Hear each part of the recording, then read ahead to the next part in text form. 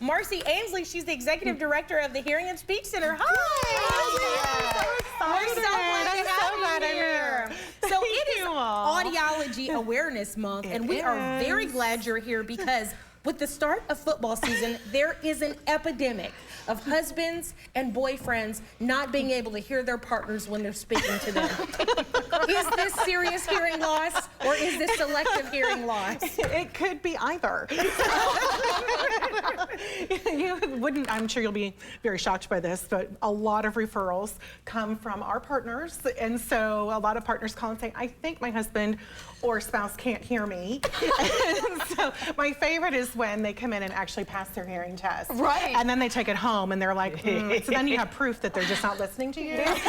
So you have actual proof, one way or the other. I may or may not have just done this with Cameron. He knows where to go. He knows where to come over for a test. His testing came back just fine. I'm sure, yes.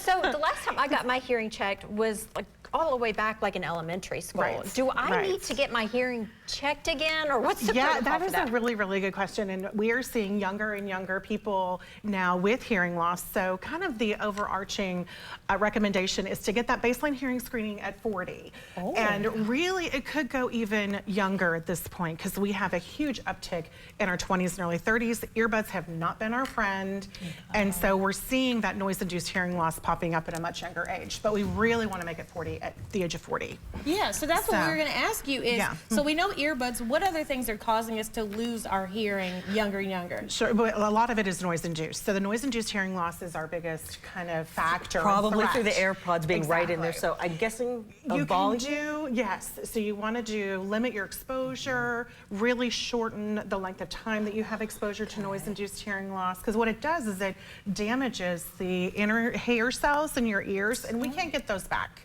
So as we damage those, so we want to protect those along the way. The AirPods are so close to our ears. They are so close to our ears. And we, a lot of people will turn off that level where you can set it to be safe level of listening, and you can bypass that on most devices. So you could be getting up to 120 decibels in your ear, and anything over 85 is noise damaging. So regular speech is like 60 to 65. We could be in the middle of a game talking about football. We get that loud environment popping up on your watch because it'll go over that 85 threshold. Oh, wow. And so you want to shorten the amount of time you are exposed.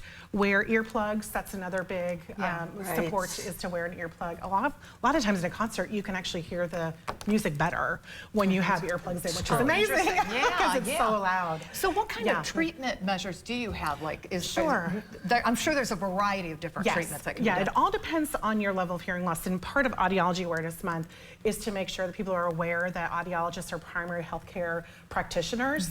Most of them are doctors of audiology, if not PhD, on top of their AUD. So making sure that you're working with a healthcare practitioner so it can fall into your total healthcare diagnostics. And so we diagnose and treat, and we can treat through either hearing aids, depending on the level of hearing loss.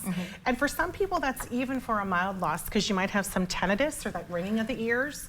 And so often a hearing device will help mitigate that, even in those lower midline losses. And then depending on if there's a profound loss, then we'll walk through the journey for a cochlear implant and move on from there. So we do that process for both children and adults at the Hearing and Speech Center. We call it Twinkle to Wrinkle. Oh, Twinkle to Wrinkle. Well, thank you so much for filling us in. This is really for having me. Oh, this is so much fun. Well, I'm glad you were here. And y'all, if your partner is pretending or really can't hear you, then take them to an audiologist.